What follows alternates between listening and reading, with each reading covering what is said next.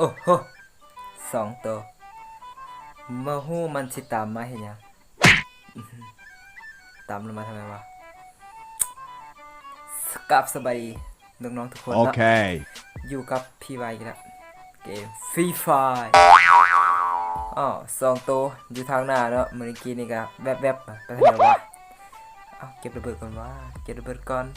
แวบๆเพิ่นวะแล้วก็เข้าไปแล้วนะอยู่ไสเนาะอยู่ไสเด้หาก่อนจังหวะนี้พี่น้องไงหาก่อนโอ้เธอไปรีทางไหนได้วะกบแผ่นดินนี้แล้วบัดนี้ยานแห้งวะไปอยู่ไสเด้ฮัลโหลอยู่ถึงโอ้เหมยฟังก็มาสิครับเหมยฟังกลับมาทำแม่เหมยฟังเอาละจังวันนี้เก็บของก่อนนะอย่าไปต่อเอาลูกซองก่อนละบ่มีแต่ปืนซับบ่มีปืนไกลเลยโอ้โหขอต่อจังวันนี้ข่อยเห็นแล้วเนาะมันอยู่ทางรูปพุ่นเนาะกระดองกระแดงอยู่เซ็กเบิ่งทักแถวๆนี้ก่อนได้ยินเสียงแคบทางหน้าพุ่นน่ะเอาระเบิดไปเซ็กประกันนะเอาระเบิดไปกินเซ็กลูกหนึ่งไปจังหวะนี้เปิดเลยงานนี้เธอเก็บของมาละเก็บของวะมาแล้วครับหัวฟักทองมาแล้วตั้งว่านี่ข่อยจะเฮ็ดจังไดดีข่อยสิซาดวะเฮ้ยยืนแบบนี้ก็เซตโจรกีฬาเหมยฟางอีกแล้วช่วงนี้เหมยฟางระบาดเอาอีกแล้วหมู่ตายเฮ็ดจังไดหมู่ตายแล้วแล่นไปอีกโอ้โหรักหมู่มากตายไปกับหมู่ซะเลยแหละโอ้โหปืนยิงไกลบ่มีเลยจังหวะนี้เอาวะ MP40 หมดแม็กเอาเสียลูกซองซาดโอ้ซิงบ่สายแว่นก็มาแล้วทุกคนนำเลยละโอ้โหสายแว่นมากระเป๋าหนึ่งบอกไม่ยังบ่มีกระเป๋าเลยวะเอาแต่ไรข่าวคนว่ากระเป๋ายังบ่ได้เลยจังไดเพิ่นสเตปลีก่อนมันโมสงสัยมันสิบ่มีปืนน่ะเดี๋ยวเฮาสิลิ้นเหลี่ยมกับมันในหนึ่งนะถ้าอยู่รูปนี้เดียวให้มันมาเก็บของแล้วคิดว่าจังใดมันก็ต้องมาเก็บของแล้วบักนี้อันนี้มาอีหลีแล้วเอาไปซะแม่สุดเทสบ่ปัดเถอะตายไปสิเพื่อนฮัลโหลตายไปสิเพื่อนฮัลโหลเพื่อนนายตายแล้วเหรอเพื่อน เรารู้ว่านายตายแล้วเราพูดเฉยๆจังหวะนี้ก็หาไปก่อนนะเฮ้อมายืนเหี่ยวอย่างแถวนี้เหี่ยวใส่กระแพงวัดมามึงไปเลยโอ้โหตีลังกาเลยเจ้าวะเก็บของอะไรง่ายได้โลกสวยนะหมอนี่โลกสวยนะหมอนี่ยืนเหี่ยวธรรมดา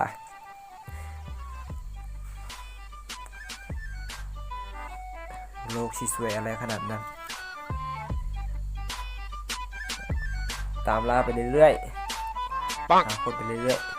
ๆคือสียังหลายอยู่หอนั้นนาฬิกาได้4 คิวแล้วเด้แม่นางเพิ่นเฮ็ดแล้วพุ่นน่ะแล่นย่อๆมาพุ่นน่ะแล่นย่อๆมาพุ่นน่ะเอาไปซะเพิ่นไปนอนบัดนี้โอ้ยยังบ่พอเวลานอนเดี๋ยวพี่จะทำให้นอนสมใจนอนไปที่เพิ่นสนใจแล้วบ่เจ้าได้นอนไปแล้วสนใจแล้วเป็นจังไดเนาะโอ้โหพี่บ่าวส่งเขียวเอาไปซะโหแล่นนี่จังหวะนี้มีแล่นขอสวนบอกตับหัวบาทหนึ่งสิสวนได้จังได้มันคนละยี่ห้อแล้วคนละรุ่นแล้วสวนบ่ได้ดอกมันคนละรุ่นแล้วสวนค่อยบ่ได้ดอกพามไปเรื่อยๆจังหวะนี้ตัดภาพมาเลยเด้อพี่น้องเด้อเพราะว่ามันเดินมันพอคนนะคนเบิ่ง1 คนตบมือสมเสยไปนะกับการรอคอยดูการฆ่าอย่างกากาวันนี้ก็มันก็มาตรเนาะหัวบักอึนะสุดนี้ก็มาตรแล้วก็บ่มีเวลามีเวลาเฮ็ดเสียเอาลงมื้อนี้ล่ะส่วนหลายก็ติดงานใส่แว่นไปสิใส่แว่นหม้อกระทะทอดไข่จับมาบ่ได้ทอดไข่ไผไหม้น้ำมันหมูเอาแล้วบัดนี้จังหวะนี้สิส่วนบ่ล่ะเข้านั่งไปหัวไปสิครับ หัวไปทำแม่โยกไปทำแม่โยกไปทำแม่ไปนอนที่ล่างม่วงทำแม่โอ้โหเหลือ4 คนจังหวะนี้โอ้โหไวเกินจังตอนนี้ไผก็ได้นะมาแล้วตอนนี้ไผก็ได้ตอนนี้ไผก็ได้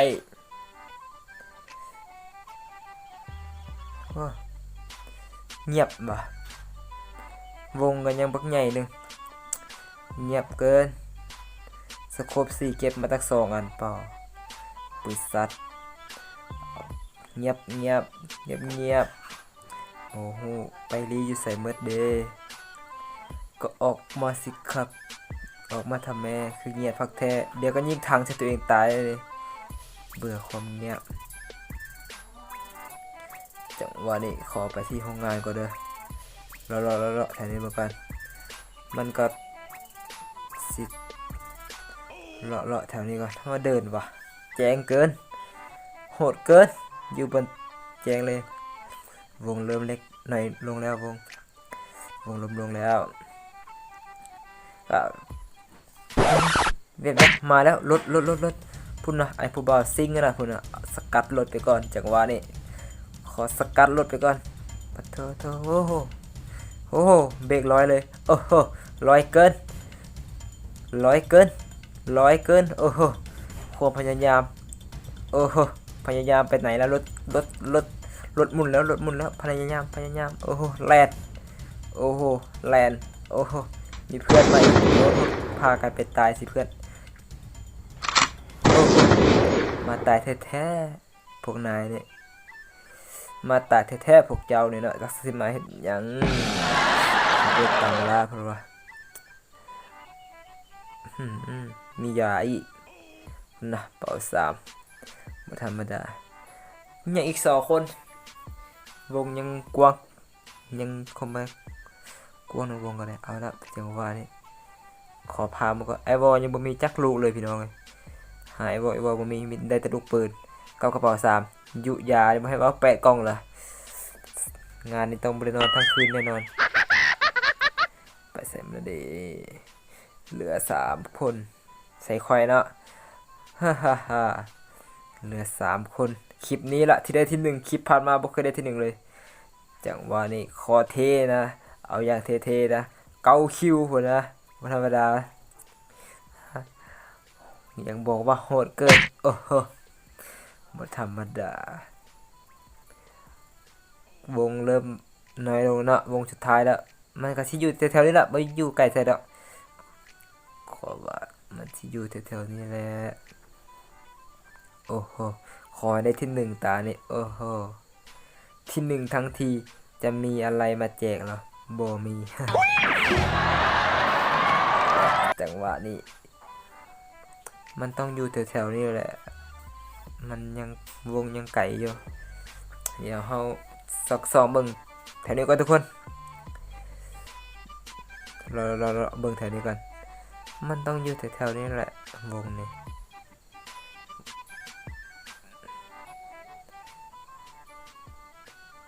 มันต้องแบบอยู่มันบางทีมันอาจจะก็หาเข้าวงหั่นนะเขามักลิ้นนอกวงเด้ซะถ้าต้องหาขอบวงมันจึงสิเห็นก็เดศพเกลื่อนเลยแถวนี้มีการตายเกิดขึ้นแถวว่าเมื่อยดองเลยดองจะเจ็บขาเลยอยู่ใส่ก็ออกมาเคลียร์กันให้มันจบไปจะได้จบเรื่องออกมาสิครับออกมาทำแม่ออกมาสิครับออกมาทำแม่วงก็น้อยลงเด้อมาสิครับมาทำแม่ขอเลาะแถวนี้ก่อนบ้ายังตายไปแล้วคนนึงยังคนสุดท้ายอยู่ใส่ดีเนาะอยู่ใส่เนาะ Hello my friend เป็นเพื่อนกันไหมเรามาย่อกันด้วยกันมาท้ายคลิปเนี่ยเป็นเพื่อนกันบอเฮามาย่อด้วยกันบอย่อหูจักบ่ย่อ สายย่อฮู้จักบ่สายย่อเงียบกิ๊บสายย่อสงสัยสิย่อจนแข้งหักแล้วมั้ง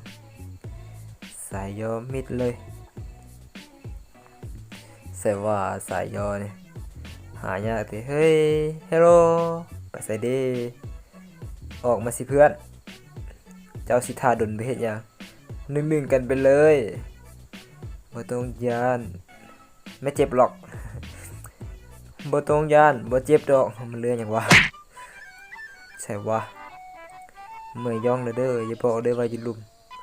ยิงเรียกไปยิงเรียกไปยิงเรียกไปเอิ้นมาแต่แม่ยิงคู่แล้วเอาปืนพกยิงน่ะเมื่อยท่าละยิงออกมาทำแม่วงเริ่มหน่อยลงแล้วนั่นออกมาทำวะอยู่ทางไหนเนาะเสียเวลาเสียเกินอีกนานเข้ามาแล้วอีกนานไม่กลัวนายจะมาอีกนานนะปล่อยให้ยิงก่อนเลยยิงรออีกนานไหมโอ้โห